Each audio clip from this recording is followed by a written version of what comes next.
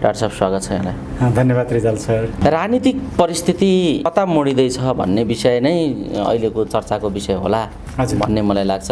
कता जाँदैछ डाक्टर साहब राजनीति? किनभने ओलीलाई घोडाबाट ओह्रालेपछि सबै कुरा सचिन्छ भन्ने गठबन्धनका दलका साथीहरूले पनि मन्त्रीमण्डल पूर्णता दिन सक्नु भएको छैन। अझ के आइराखेको छ भने त्यही गठबन्धनभित्र नै अर्को समस्या दरार उत्पन्न भएको छ र माधवजी सत्तामा नजाने, सरकारमा सहभागी नहुने ठाउँमा पुग्नुभयो भनेर प्रचण्डजीले ब्रिफिङ गर्नुभयो भन्ने समाचारहरू पनि आइराखेका छन्।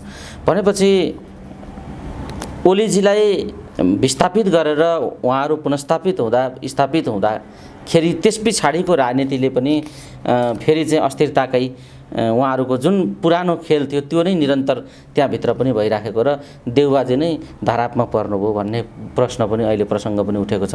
यो घटनालाई कसरी हेर्नुहुन्छ र राजनीति कता जाँदैछ बताइदिनुहोस् त। अब राजनीतिका दुईटा पाटोबाट राजनीतिलाई हेर्नुपर्छ। एउटा पाटो डे टु डेका इभेन्टहरूबाट, घटनाहरूबाट, आज के हुन्छ, भरे के हुन्छ, भोलि के हुन्छ भन्ने यी घटनाबाट। यस्ता घटनाहरूको महत्त्व नै नहुने चाहिँ होइन, केही महत्त्व हुन्छ, तर यस्ता घटनाले मात्रै राजनीतिको साङ्गोपाङ्गो विश्लेषण गर्न सकिँदैन। राजनीतिको अर्को पाटो के हो भने एकातिर घटनाको यो पाटो भयो भने अर्कोतिर राजनीतिका आदर्श, मान्यता र सिद्धान्तहरू। त्यो आदर्श, मान्यता र सिद्धान्तमा राजनीति कहाँ अडेको छ भन्ने दोस्रो पाटो। तेस्रो पाटो राजनीतिले मुलुकलाई कहाँ पुर्याएको छ भन्ने तेस्रो पाटो। यी तीनटा पाटोबाट हेर्दाखेरि सबै पाटोमा राजनीति चाहिँ अप्ठ्यारोमा परेको, राजनीति आफै सङ्कटमा परेको र असफलताको सङ्घारमा उभिएको देखिन्छ। घटनाले हेर्दाखेरि पनि प्रत्येक दिन के हुन्छ, कसो हुन्छ भन्ने कुरा कहीँ पनि स्थायित्व छैन। अस्थिरता, भागबन्डा, लुछाछुँडी, आरोप प्रत्यारोप का श्रृङ्खलाहरू मात्रै छन्। त्यसले पनि राजनीतिलाई अस्थिर बनाएको छ। राजनीतिको चरित्रलाई नै एउटा शङ्का गर्नुपर्ने, अविश्वास गर्नुपर्ने ठाउँ उत्पन्न गराएको छ। दोस्रो यसको सिद्धान्तको कुरा, आदर्शको कुरा गर्ने हो भने नेपाली काङ्ग्रेस जस्तो छैन। उसले नेपाली काङ्ग्रेसका आदर्श छोडिसकेको छ। कम्युनिस्ट पार्टीका आधारभूत सिद्धान्तभन्दा बाहिर गइसकेका छन्। भनेपछि यस्तो अवस्थामा अन्य केही दलहरू जस्तो कुनै सिद्धान्त छैन, खालि सत्तामा पुग्ने रणनीति मात्रै छ। यस्तो अवस्थामा राजनीति चाहिँ सिद्धान्तविहीन, दिशाविहीन, आदर्शविहीन बनेको छ। दिशाविहीन, आदर्शविहीन र सिद्धान्तविहीन राजनीतिले मुलुकलाई निकास दिन सक्दैन। दोस्रो पाटो यो देखिन्छ। तेस्रो पाटो मुलुकलाई कहाँ पुर्यायो त राजनीतिले भन्दाखेरि आर्थिक रूपमा मुलुक सङ्कटपूर्ण अवस्थामा छ। सामाजिक रूपमा मुलुक असहिष्णु, द्वन्द्व, हाम्रो आफ्नै सभ्यता र संस्कृति विरोधी भएको छ। सामाजिक रूपमा सहिष्णुता बिग्रिराखेको र द्वन्द्वका अवस्थाहरू देखिएका अवस्था छन् भने सांस्कृतिक रूपमा पनि विभाजन देखिएको र सामाजिक न्याय मरेको। चाहिँ मूलत राजनीतिले के दियो त नेपाली समाजलाई भन्दाखेरि अव्यवस्था, हिंसा, लुटतन्त्र, भ्रष्टाचार, व्यथिति, चाकडी, चाप्लुसी, आफ्नो मान्छे, गुटतन्त्र, गुण्डागर्दी, यी सबै गलत कुराहरू। अर्थात् छोटकरी भन्दा राजनीतिले गलत संस्कार मुलुकमा स्थापित गर्यो। त्यसैले अबको प्रश्न के हो भने यो गलत संस्कार भएको राजनीतिलाई नै आत्मसात गरेर यिनै नेता, यिनै दल र यही विचारबाट मुलुकलाई चलाउँछु भन्ने सोच्ने हो कि या यसलाई अब रोक लगाएर यसलाई नै अन्त्य गरेर राजनीतिलाई नै नयाँ दिशा दिने हो भन्ने प्रश्न चाहिँ अहिलेको राजनीतिको मुलुकको प्रश्न हो। त्यसैले आज को प्रधानमन्त्री बन्यो, भोलि को बन्ला, शेरबहादुर हटाएर को आउला या कतिजना मन्त्री बन्लान्, यो महत्त्वपूर्ण विषय नै होइन। ठिक छ डाक्टर साहब, यो तपाईँले राख्नुभयो। ठिक छ, विस्थापित गरेर अहिलेको यो जे प्रक्रिया छ, यो तलमाथि जो को प्रधानमन्त्री हुन्छ, मन्त्री हुन्छ, कसले कसलाई पार्टीबाट कारबाही गर्छ, कसले कसलाई निकाल्छ, कहाँ फुट्छ र अर्को पार्टी बनाउँछ भन्ने कुरा भन्दा पनि समग्र विधि र प्रणालीमाथिको प्रश्न हो भनेर तपाईँले भन्दै गर्दा र विकल्पका कुराहरू गर्दै गर्दा विकल्पका स्वरहरू र विकल्पका कुरा गर्ने सङ्गठन र पार्टीहरू बीच किन एकताबद्ध स्वर निस्किन सकेको छैन? तपाईँहरू किन एक ठाउँमा उभिन सक्नु भएको छैन भन्ने प्रश्न पनि छ। विकल्पका स्वरहरू तपाईँहरू दिइराख्नु भएको छ, विप्लवजीहरू दिइराख्नु भएको छ, अन्य शक्तिहरू पनि छन्, तर उनीहरू बीच एउटा खालको सहकार्य, गठबन्धन या एकता यी कुनै कुरा पनि भइराखेको देखिँदैन। विकल्पका स्वरहरू किन सङ्गठित हुन सकेनन् बताइदिनुहोस् त। केही कारणहरू छन्। पहिलो कारण चाहिँ के छ भने अहिले नेपाली समाज यति विभाजित समाज छ कि यस रूपमा नेपाली समाज कहिले पनि विभाजित थिएन र विभाजित समाजमा दुईजना राम्रा मान्छे एक ठाउँ बसेर काम गर्न सक्दैनन्। विभाजित समाजको चरित्र त्यो हो र यो समाजलाई विभाजित बनाइसके पछाडि सत्ता जतिसुकै गलत भए पनि त्यो गलत सत्तालाई चुनौती दिने काम गर्न सकिँदैन या सक्दैनन् र ती भोइसहरू निस्तेज हुन्छन्। त्यसले सत्ता स्वयं आफै सत्ताको अर्को एउटा खेल कस्तो छ भने राम्रा मानिसहरूलाई सङ्गठित हुन नदिने र आफ्ना गलत काम कारबाहीहरूलाई पृष्ठपोषण गरिरहनका लागि पनि समाजलाई विभाजित बनाउने। त्यो क्रममा हाम्रा नेताहरू लागे। त्यो सांस्कृतिक रूपमा विभाजन बनाइयोस्, आर्थिक रूपमा गरियोस्, जातीय राज्यका कुरा गरेर होस्, धर्मको कुरा गरेर होस्, इसाईकरण गरेर विभिन्न किसिमले मुलुकलाई जसरी आज विभाजित बनाएको छ त्यो अवस्थामा मानिसहरू एक ठाउँ आउन सकेका छैनन्। त्यो यथार्थ हो। दोस्रो, विकल्पका आवाज दिनेहरूले विकल्प के हो, त्यो विकल्प कसरी हुन्छ भन्ने विषयमा एउटा राजनीतिक पोलिटिकल थट लाई संश्लेषण गर्ने काम नगरिकन सहज रूपमा आफूलाई जे लाग्छ त्यही नै विकल्प हो भन्ने जसरी सोचाइमा आछ त्यो पनि घातक बनेको छ। यो विषयमा ठुलो मन्थन हुन जरुरी छ। साँच्चै विकल्प के हो, विकल्प कसरी जन्मिन्छ, त्यसको चरित्र कस्तो हुन्छ, त्यसका मान्यताहरू कस्ता हुन्छन्, त्यो विषयमा गम्भीरतापूर्वक छलफल नगरिकन सहज रूपमा आफैले आफैलाई विकल्प ठान्दिने त्यो प्रवृत्ति गलत छ। दोस्रो, त्यसले पनि घातेको छ। त्यसो प्रत्येक व्यक्तिलाई के लाग्छ भने म मात्रै हिरो हुँ, म नै हिरो हुँ, मैले मात्रै गर्न सक्छु, मैले गरेपछि हुन्छ। यो केही समयसम्म नथाकिन्जेलसम्म रहने प्रवृत्ति हो र केही समय पछाडि त्यस्ता पात्रहरूले के बुझ्छन् भने हुने रहेछ, उनी थाक्छन्। अनि थाकेपछि एउटा राम्रो उत्साह भएको व्यक्ति, केही गरौँ भन्ने व्यक्तिहरू थाक्छन् अनि उनीहरू निराश हुन्छन्। त्यसले पनि एक हुन दिइरहेको छैन। भने अर्कोतिर कुनै पनि पोलिटिकल चेन्ज अब चाहिएको सोसाइटीलाई political change with social transformation हो। सोसल ट्रान्सफर्मेसन चाहिएको छ। यसको पोलिटिकल थट निर्माण गर्ने पक्षमा कोही पनि छैन। सहज रूपमा आफूलाई लागेका कुराहरू सरसर्ती राख्ने, सतै रूपमा राख्ने र त्यही सतै विचारलाई नै अन्तिम सत्य ठान्ने जुन हामीमा रहेको प्रवृत्ति छ, विकल्प दिन्छौँ भन्नेहरूमा, त्यो पनि घातक छ। तर मैले यो निराशा सिर्जना गर्न खोजेको होइन। यी सब कुराहरूबाट हामी सबैले सिक्छौँ, पाठ सिक्छौँ। हामी सबै बुझ्छौँ, हामी सबै पछारिन्छौँ, उड्छौँ, फेरि हिँड्छौँ, फेरि थाक्छौँ, फेरि दौडिन्छौँ अनि यो क्रममा हामी सबै एक ठाउँमा आइपुग्छौँ। त्यसैले मलाई लाग्छ विप्लवजीको जुन कुरा गर्नुभयो, उहाँहरूले उठाएका एजेन्डाहरू ठिक छन्, धेरै राम्रो एजेन्डाहरू उठाउनु भएको छ। खालि उहाँहरूसँग अहिले पनि कम्युनिजमको ह्याङओभर, उहाँहरू वैज्ञानिक समाजवाद भन्नुहुन्छ, त्यसको सैद्धान्तिक रूपमा मैले खासै ठुलो महत्त्व देख्दिनँ। किनकि अहिलेको दुनियाँ भनेको एन्ड अफ आइडियोलोजी भइसक्यो। पोलिटिकल आइडियोलोजीले अब काम गर्दैन, बेस्ट पोलिसी चोइसेसले मात्रै काम गर्छ।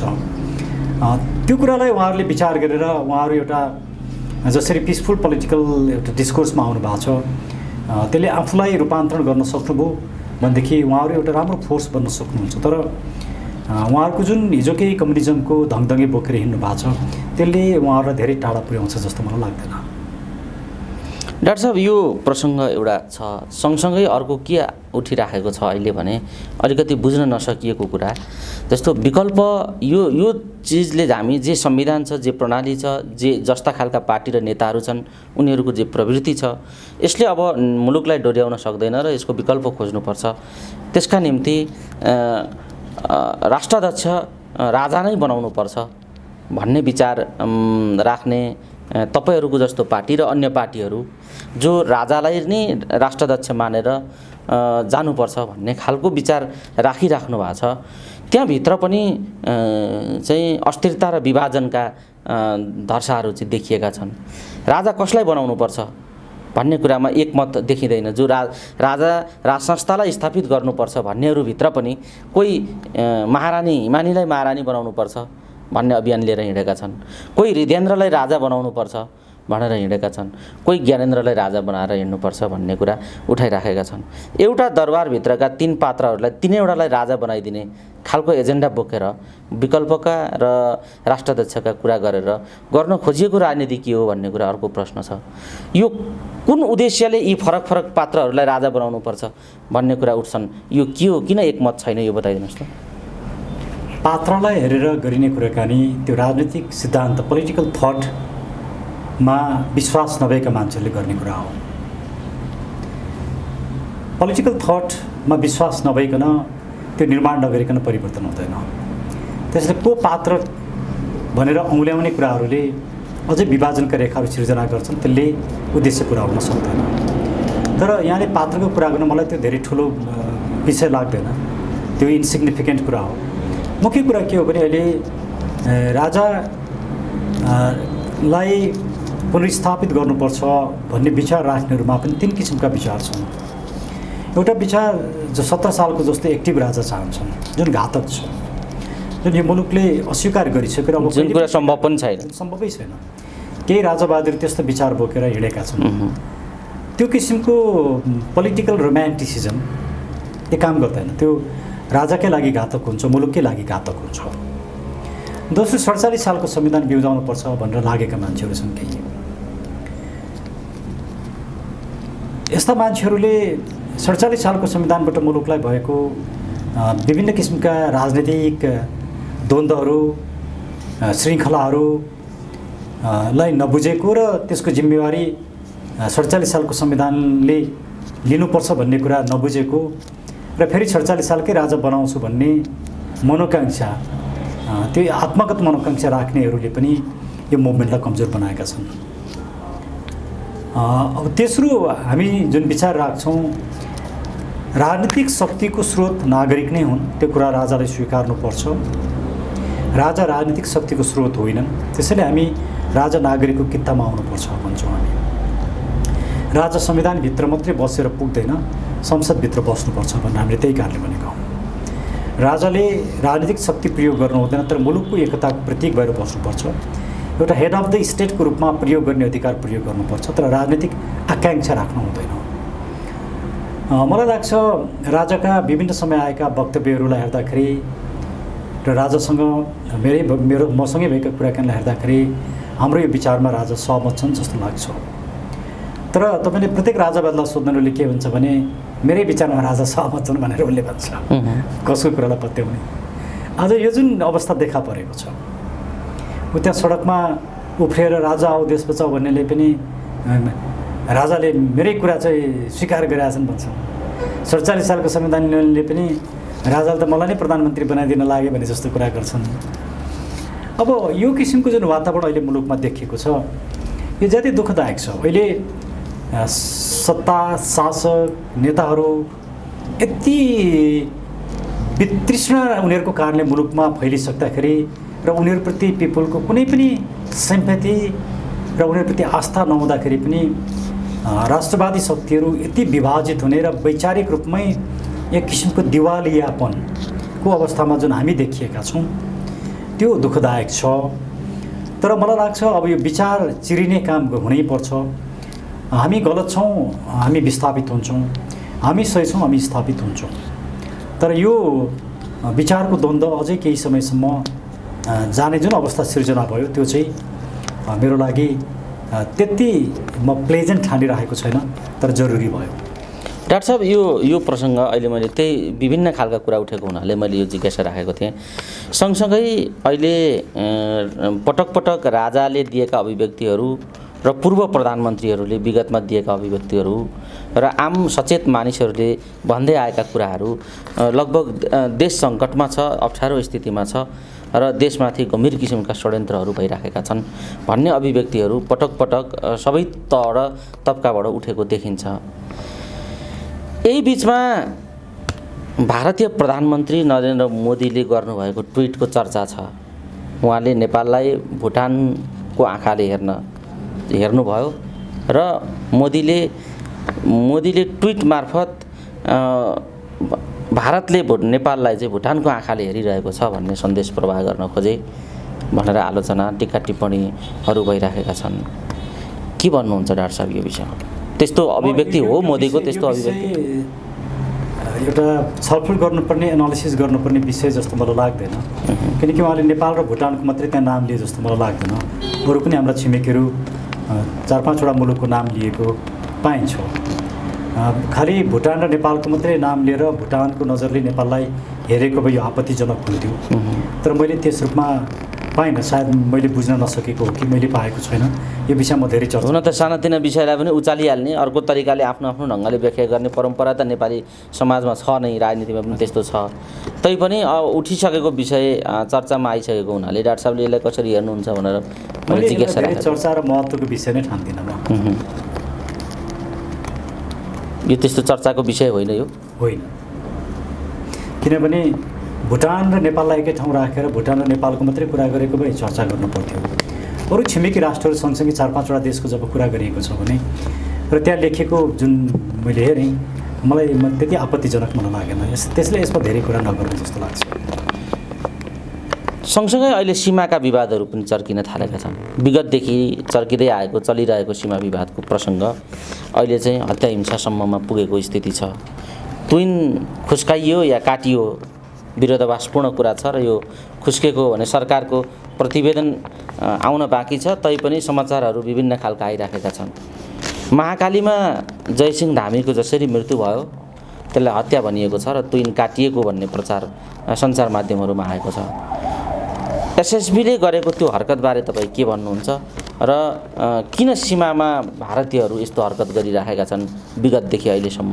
यसमा के टिप्पणी? पहिलो कुरा चाहिँ सीमामा जुन तुइन काटियो भन्ने जुन कुरा आएको छ, अहिलेसम्म हामीले पढेअनुसार जे कुरा बाहिर आएको छ तुइन काटिएको भन्ने कुरालाई मान्ने हो भने भारतीय पक्षबाट भएको यो ज्यादै ठुलो अन्तर्राष्ट्रिय कानुनको उल्लङ्घन हो र ज्यादती हो।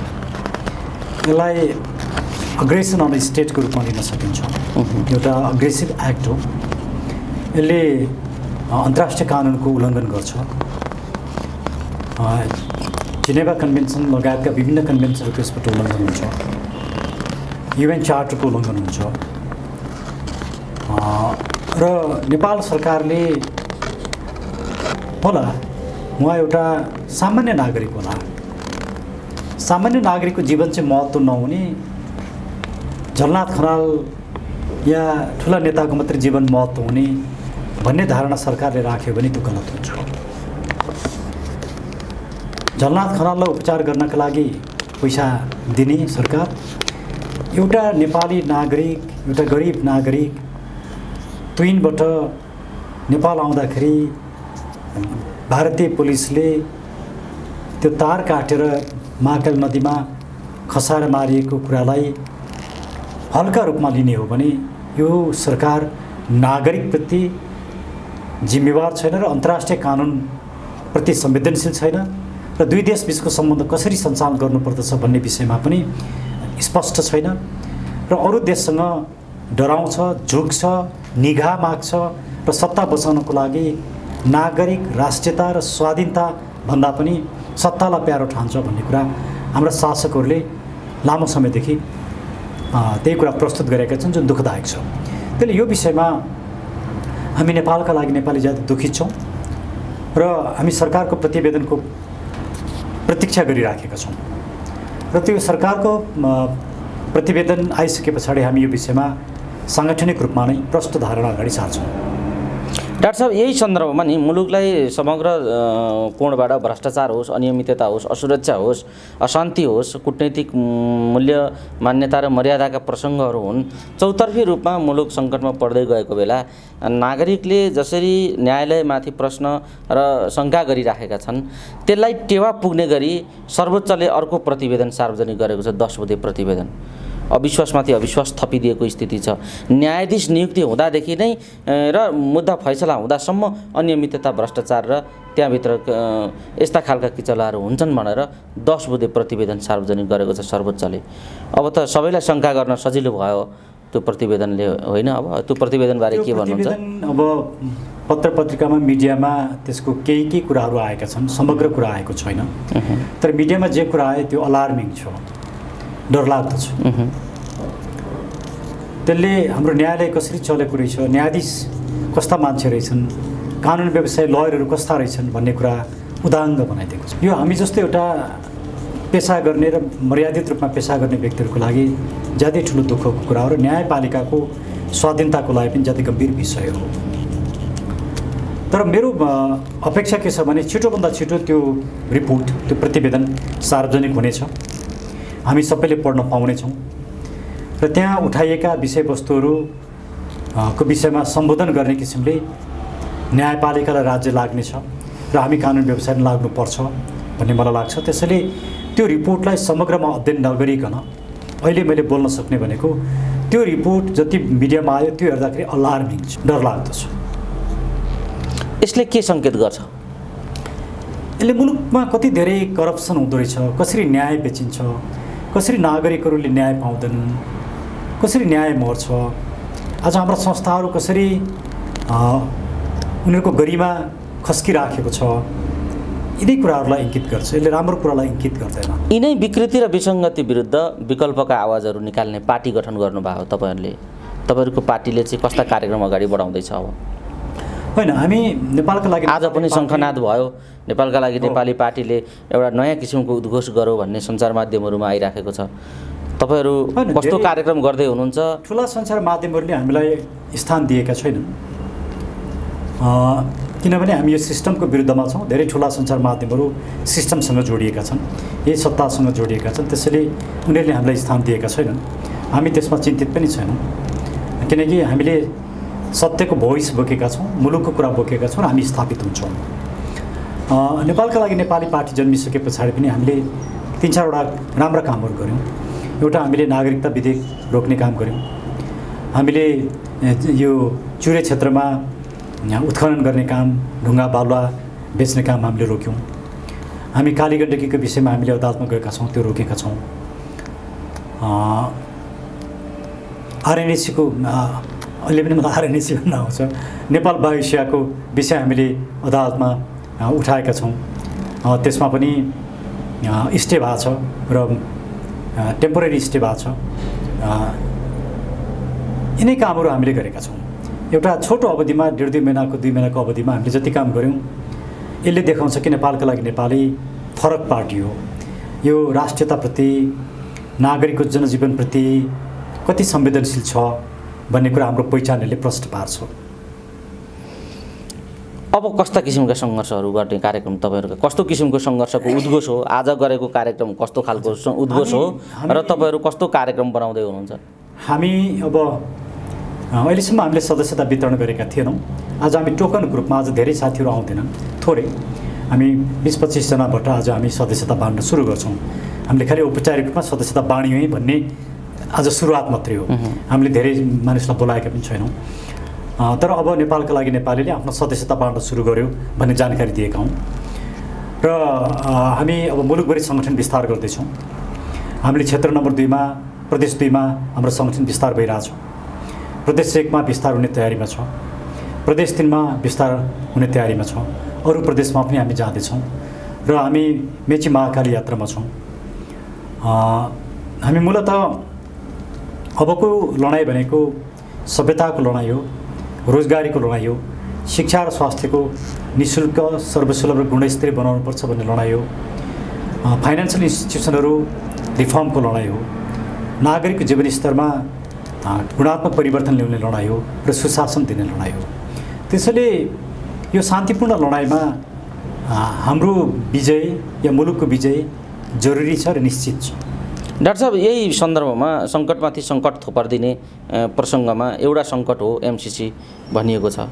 अब वैकल्पिक विचार राख्नेहरूका लागि पनि यो वैकल्पिक सङ्घर्षका बिचमा यो एमसिसी वैकल्पिक सङ्घर्षको पनि एउटा बाधकको विषय हो भन्ने कुरा आइराखेको छ। यही बेला अस्थिरताका बीच यो थोपर्न खोजिएको छ भन्ने चर्चा उठेको छ।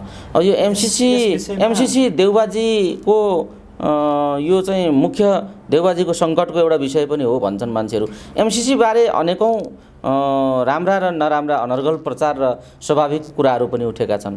यो ठ्याक्कै एमसिसी बारे के हो र एमसिसी बारे यो सरकार कसरी अगाडि बढ्न खोजेको देखिन्छ, के देख्नुहुन्छ? एमसिसी बारेमा मैले धेरै बोलिसकेको छु, त्यसैले मैले धेरै बोल्दिनँ। खालि एमसिसीको बारेमा म एउटा कुरा मात्रै राख्न चाहन्छु। प्रचण्डजीले हामी एमसिसी हुबहु पास गर्दैनौँ, यसलाई परिमार्जन गरेर मात्रै पास गर्छौँ भनेर जुन भन्नुभएको छ, त्यसमा ठुलो षड्यन्त्र लुकेको छ। संसदमा सङ्कल्प प्रस्ताव लिएर गएर एमसिसीका यी कुराहरूमा चाहिँ परिमार्जन हामीले गऱ्यौँ या गर्नुपर्छ भन्ने कुरा राखेर एमसिसी पास गर्दै हुनुहुन्छ उहाँहरू। संसदमा राखिने सङ्कल्प प्रस्तावले एमसिसी परिमार्जन हुँदैन। त्यो आँखा छल्ने कुरा हो, महाकालीले पनि पुष्टि गरिसकेको छ। आँखा छल्ने कुरा हो। अमेरिका र नेपाल दुवै पक्ष बसेर पहिलाको एमसिसी एग्रिमेन्टलाई खारेज गरेर या त्यसलाई परिमार्जन गर्ने नयाँ एग्रिमेन्ट बनाएर दुवै पक्षले सही गरेपछि मात्रै त्यो परिमार्जन हुन्छ। त्यसले त्यो कुरा मैले प्रचण्डजीले जसरी आँखा छल्ने काम गरिरहनु भएको छ त्यो दुःखद छ। र ओलीजी, प्रचण्डजी, देउबाजी लगायत सबै व्यक्तिहरू, केही व्यक्तिहरू जस्तो भीमराव जस्ता व्यक्तिहरू हुनुहुन्छ, लीलामणि पोखरेल जस्ता व्यक्तिहरू हुनुहुन्छ, उहाँहरू एमसिसीको विरुद्धमा हुनुहुन्छ। अरू प्राय धेरै व्यक्तिहरू, संसदका सांसदहरू एमसिसी पास गराउने तर्फ नै लाग्नु भएको छ, जुन दुःखद छ। र यसले एउटा प्रष्ट रूपमा भोलिको मुलुकमा आउँदो इलेक्सनमा एउटा प्रष्ट रेखा कोरिन्छ। एमसिसीवादी र एमसिसी विरोधीको बिचको इलेक्सन हुन्छ। एमसिसीले पार्ने सबभन्दा ठुलो असर चाहिँ के हो भने धर्म परिवर्तनका लागि त्यो एउटा ठुलो फर्टाइल ग्राउन्ड त्यसले सिर्जना गर्छ। र हाम्रो सभ्यता, हिन्दू धर्म, बुद्ध धर्म, किराँत धर्म, हाम्रा संस्कृतिहरूलाई समाप्त पारेर मुलुकलाई इसाईकरण गर्नका लागि त्यसले ठुलो मद्दत पुर्याउँछ। त्यो अझै ठुलो डेन्जरस विषय बनेको छ। त्यसैले यिनै होली वाइनवादीहरूले नै एमसिसी ल्याउन तयार रहेका छन् र त्यसको मूल्य यिनीहरूले चुनावमा चुकाउनु पर्छ भन्ने मलाई लाग्छ। आम दर्शक श्रोताहरूलाई आज हामीले जे सन्दर्भमा केन्द्रित रह्यौँ, मैले समग्र विषयहरू छोटो छोटो गरी सबै उठाउने प्रयत्न गरेँ आजको कुराकानीमा। श्रृङ्खलाबद्ध भन्दा पनि मैले अलिकति घटनाक्रम र विषयहरूलाई फरक तरिकाले उठाउने कोसिस गरेको छु। जाँदा जाँदै जे सन्दर्भमा केन्द्रित रहेर हामी कुराकानी गरिराखेका छौँ, यसबाट आम दर्शक श्रोताले के निष्कर्षमा पुग्नुपर्छ र तपाईँ जाँदा जाँदै के भन्न चाहनुहुन्छ? यो मुलुकलाई अब नेपाली नागरिकले मात्रै बचाउन सक्छन्। त्यसैले हामीले नेपालका लागि नेपाली पार्टी किन भनेको भने नेपाल बचाउनको लागि अब नेपालीको भूमिका छ। तपाईँ एकचोटि यो 32 वर्ष शासन गर्ने दल र तिनका नेताहरूभन्दा बाहिर निस्किनुहोस्, एकचोटि नेपाली नागरिक बन्नुहोस् र नेपाल बचाउन आफ्नो भूमिका खोज्नुहोस् र हामीलाई साथ दिनुहोस्, सहयोग गर्नुहोस्। यो मुलुक तपाईँ हामी मिल्यौँ भने मात्रै बचाउन सकिन्छ। यो मुलुकलाई सङ्कटबाट मुक्त गर्न सकिन्छ। त्यसैले नागरिकले एउटा निर्णय लिने बेला आयो। नागरिक दोधारे हुने बेला अब यो होइन। नागरिक मासु भातमा बिक्ने बेला यो होइन। नागरिक पैसामा बिक्ने बेला यो होइन। नागरिक असफल भइसकेका नेता दलको पछाडि लाग्ने बेला होइन। त्यसैले एउटा मुलुकको जीवनमा र आफ्नै भावी सन्ततिको जीवनमा गर्ने बेलामा नागरिक हुनुहुन्छ। आउँदो इलेक्सनमा आजसम्म सत्तामा बसेका दल र यिनका नेताहरू यी सबैलाई पराजित गर्ने गरी हामीलाई साथ दिनुहोस्। यो मुलुकको भविष्य तपाईँ हामी मिलेर निश्चित गरौँ। डाक्टर साहब, यो प्रसङ्ग एउटा छ, सँगसँगै अर्को के उठिराखेको छ अहिले भने अलिकति बुझ्न नसकिएको कुरा जस्तो विकल्प यो चिजले हामी जे संविधान छ, जे प्रणाली छ, जे जस्ता खालका पार्टी र नेताहरू छन् उनीहरूको जे प्रवृत्ति छ, यसले अब मुलुकलाई डोर्याउन सक्दैन र यसको विकल्प खोज्नुपर्छ।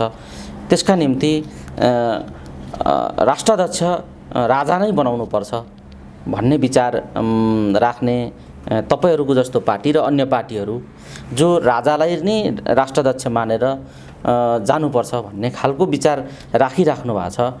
त्यहाँभित्र पनि चाहिँ अस्थिरता र विभाजनका धर्साहरू चाहिँ देखिएका छन्।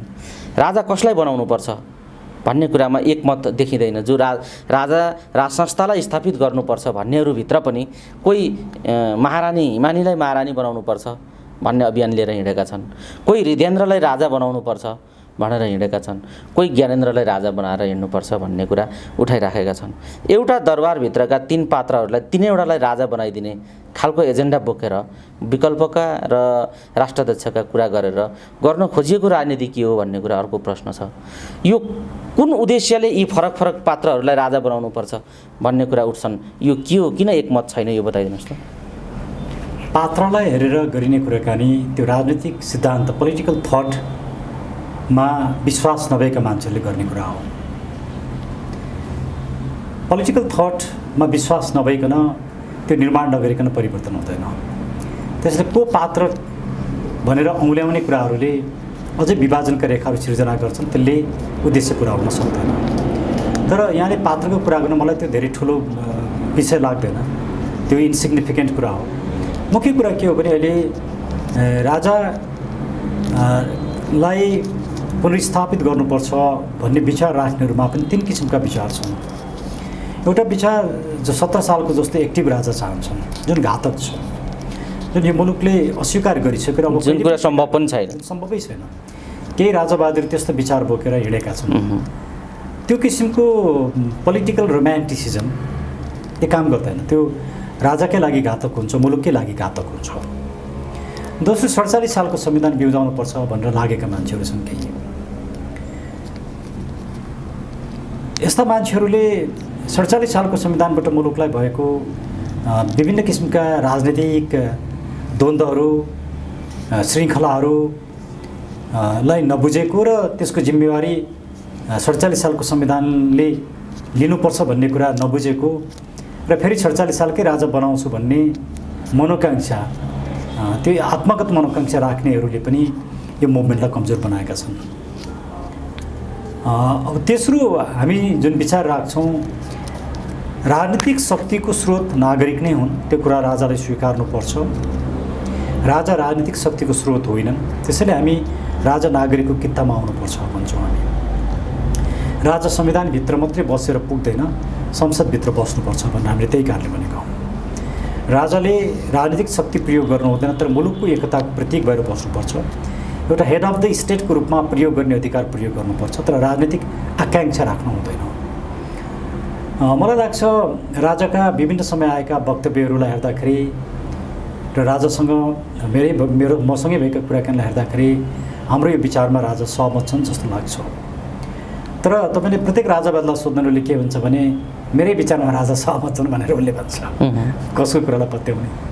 आज यो जुन अवस्था देखा परेको छ, ऊ त्यहाँ सडकमा उफ्रिएर राजा आऊ देश बचाऊ भन्नेले पनि राजाले मेरै कुरा चाहिँ स्वीकार गरेका छन् भन्छन्। 47 सालको संविधानले पनि राजाले त मलाई नै प्रधानमन्त्री बनाइदिन लाग्यो भने जस्तो कुरा गर्छन्।